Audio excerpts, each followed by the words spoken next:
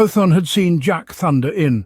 The barely adequate spell song band Ethiopharmica was playing, and there was a menagerie of menacing patrons and smugglers, addicts, and those drinking and smoking with nasal tubes from handy table burners, and those gambling on the ostensibly rigged games of simulated strategy that were set at the far end of the Knoll Club.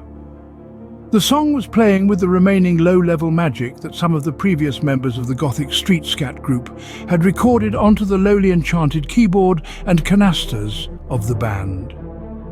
It would not have impressed many outside these circles.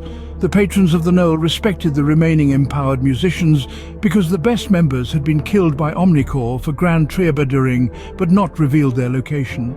The song was sung so rapidly that it was difficult for Jack to get the words "War Song for Marduk." I've sung this same song for so long.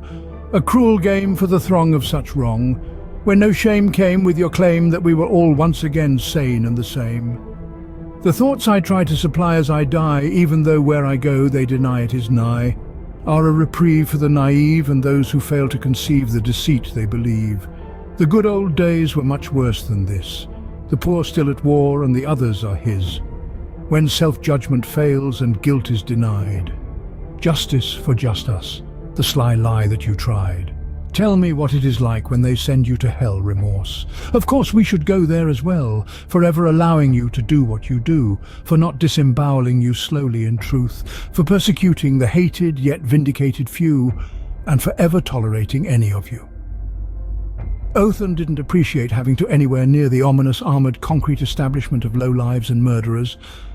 The security guards at the door were wearing modern euphorium-plated hydro-pneumatic exoskeleton, and both had extending drilling palm spears, which were more like a glaive or halberd/poleaxe style weapon with 7 drills radiating from the central parallel primary shaft, which could blast forward with tons of force provided by the immensely powerful hydraulics and primary aero-pressure power plant of the then state-of-the-art armor they wore.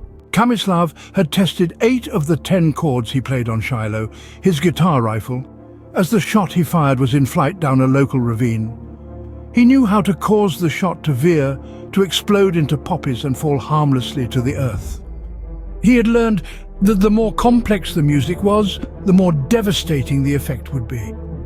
When he played the most complex chord sequence he could conceive while aiming up at 75 degrees so that he would have time, the bullet began to shred through the fabric of this dimension in reality, and a black fiery trail opened up behind it until it went into the form of a small black supernova, causing a vortex and fold in space that shifted the clouds and the perception of time.